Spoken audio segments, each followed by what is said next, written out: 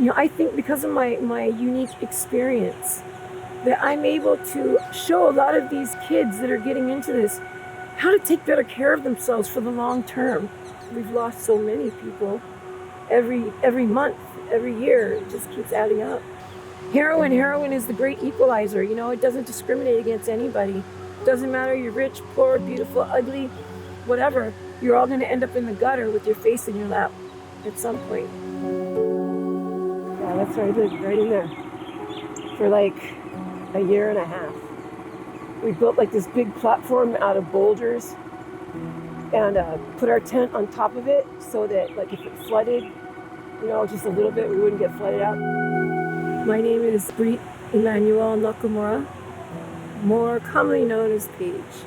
Unfortunately, I got introduced to IV drug use when I was 18 years old. I quit doing it for a large number of years, and then in 1992, I had this roommate that I didn't know that she shot IV drugs when she moved in, and I was having a lot of mouth pain, like my teeth were going really bad, and so I was like in horrible pain all the time. And one day she said, "Why don't you just do a shot of dope?" And I was like, maybe you're right. So I did a shot of dope, and let's put it this way, that's all it took. And syringes were not easy to come by until this friend of mine said, "Oh, let's go get our syringes exchanged." And I was like, "What is that, syringe exchange? I don't know what that means." And so she took me to this place that was on Hotel Street, and it was called the Rubber Room, and that's where we exchanged syringes. After a number of years, after that first time going there, I ended up on the street. And that was when they had the vans that went around. There wasn't the office anymore like there was to begin with. At that time, there was this woman who was working at the van. She was very, very nice. I got to trust her over time. I would go to the van, not just to exchange syringes or, do that kind of stuff, but I would just go to talk to her. Because a lot of times I didn't have anybody to talk to, just somebody who would listen and not, tell me about myself, It's not just about the syringes. It was the person who worked there, and what they meant in my life at that time. In like 2002, I was hospitalized for an abscess on my lower spine. I remember the day the doctor came in and he said, "Oh, did you know you have Hep C?" And I was like, "No, are you sure you're not getting like a positive for Hep B?" Because like I had all the shots. I didn't even know what that meant, really. All I know is it was kind of like everybody had it. It was kind of like everybody who was doing IV drugs, most people had it, as far as I knew in my circle. When that doctor told me that I was positive for Hep C, he told me, "Don't drink. From this point on, just don't drink. And try to remain as healthy as you can." Yeah, okay, I'm homeless and I'm an IV drug user. I'll work on that one, doc. And he said, if you wait 10 to 15 years, there will be something better coming out. He said, so try to hold out until then. A lot of people are compelled to go into recovery by a lot of different reasons, mostly from, legal issues or family court kind of issues, and that won't last long. I had to get well for myself. And, I didn't wake up one morning and go, "Hey, you know what? Screw this. I'm going to go get sober." No, I didn't do that. I went to jail. And I went to jail for 6 months. I had a lot of anger, and so I just couldn't wait to get out and kick some ass. So basically that's what I did, and I picked up new charges, which made it really serious then. The universe, kind of did a number on me. So I was in jail for a year. I had gotten a 10-year term for residue and paraphernalia, an open 10. I made a decision and a vow right there in the courthouse, in the holding cell, that I was going to do whatever I had to do to change myself, to put myself more in alignment with what the universe wants for me. The kind of life that I want to lead, the kind of life that would make my mother proud, would make my children proud, and most of all, I would be proud of. I took advantage of every single little thing in jail that I could find, and the resources in there are pretty limited. I went to my sentencing judge. I showed her what I had been doing, and I got that reconsideration of sentence from her. And I got to go to the drug treatment center of my choice. I went to Poilani Treatment Center in Kailua. And that was the best choice I've made. I got a lot out of that program. This is my home, this is my sanctuary. Not having a place, as in sleeping in tents and tunnels and whatnot, you become kind of feral in a way. I felt I was so used to being in a living situation with so many people around that I was kind of freaked out being by myself for the first 3 weeks. So I barely stayed here. It's you have to get used to your own company again and how to appreciate that. The best part about it is I can collect things again, and I know that those things are not going to be lost or stolen or sold. That's a big one, a big one. Pet rats, they're my thing. I guess everybody's supposed to have a thing, so the rats are my thing. Here's these cute little furry creatures that are so put upon by everybody. They're so misunderstood, and they're so loving, and they bond with you.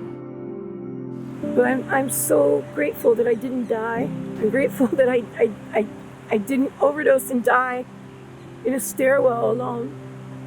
In so many of my life experiences, I was alone. I had to just figure shit out for myself. From point A down to, point Q that I'm at right now. And it sucked. And it hurt a lot. But you know what? That was my school. That was the education that the universe decided I was going to need to be able to do what I do. And so it's okay. The really cool thing right now in my life is that I work for that agency now. And when I was out there in my insanity and in my sickness, I remember telling this woman, I used to say to her all the time, I said, God, I want to be doing what you're doing. And she would tell me, you're going to be doing it. You can do it. You just got to get your shit together. And that same woman is my mentor, my colleague, and my friend. Her name is Hannah Barano. How great is that? When you want to talk about a life that comes full circle, that's the best, example of that. When I got diagnosed with Hep C, because there's not really any overt symptoms, it's just that silent, time bomb that you have in your liver. It was hard for me to really feel seriously that, oh my God, I have this really serious health situation developing, something that could kill me. And it wasn't until, I started getting my life together and thinking about, wow, I wonder how the Hep C is affecting my health overall. So flash forward a couple years, and I start working as an intern at Hawaii Health and Harm Reduction Center. And then I heard that Dr. Naoki Sai was going to be doing the treatment at our agency in our clinic. I was going to be able to get my liver treatment through him at the clinic where I work. People in the mainland, they have it really rough in a lot of areas. The treatment isn't available, or their insurance doesn't cover it. And of course, most people can't afford it.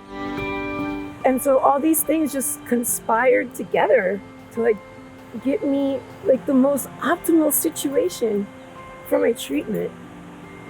I was prescribed Maverick. It's an 8-week course of medication. That's shorter than a course of antibiotics. They say if you forget one dose, it can throw off your entire treatment. I think it's a one-shot deal, really. So when you do it, you got to do it seriously with all your heart. And that is the end of week 6. I have only 2 more weeks to go, and then I'm done. I got my blood tested at 4.5 weeks, and I've cleared it. I've cleared the Hep C in 4 weeks. damn, I have a lot of what they like to call in the rooms of recovery, wreckage of my past. And a lot of it is physical, you know, and the Hep C was something that I could handle. That was something that I could fix, that was fixable. And so, you know, that's what I do when I'm at the van. I'm out there talking to people, telling them things about my choices, where they got me, where I am now. I'll answer every question, even if I don't like it. I will. I'll answer any question. Because it's important. Because people don't ask questions for no reason. I want to be the place where they can come for some of those hard answers. I'm able to show people that I used to consider family, my compadres of the street, that they can get out of that crowd bucket, you know, that they can have the life that they want. They can craft it themselves, you know, they can start over. It's a big trip when like these young kids come to the van, and you know, and I'm doing that. I'm giving them the spiel. Don't use this. Don't do that. Blah blah blah. I'm giving them the whole deal, and they look at me and they go, "Well, have you ever done drugs before?" And I just look at them and I go, "Are you kidding me?" Like, I've always thought that I have like this big neon sign above my head that everybody can see me coming, you know, and everybody can read like my personal inventory and this big neon sign. I don't see it, but everybody else does. I feel sad when I see, you know, young kids making the decision to do IV drugs. And I really try to tell them the truth. Maybe they won't want to shoot drugs anymore. Maybe they might want to do something with their lives that's different and take advantage of resources that weren't there 20, 25 years ago. That's right, that's what I do. That's why I do what I do. I want to be able to walk other people through it. You know, I want to get people to the right supports that they need. You know, to the clinic, to the doctor, to the medicine, to being healthy.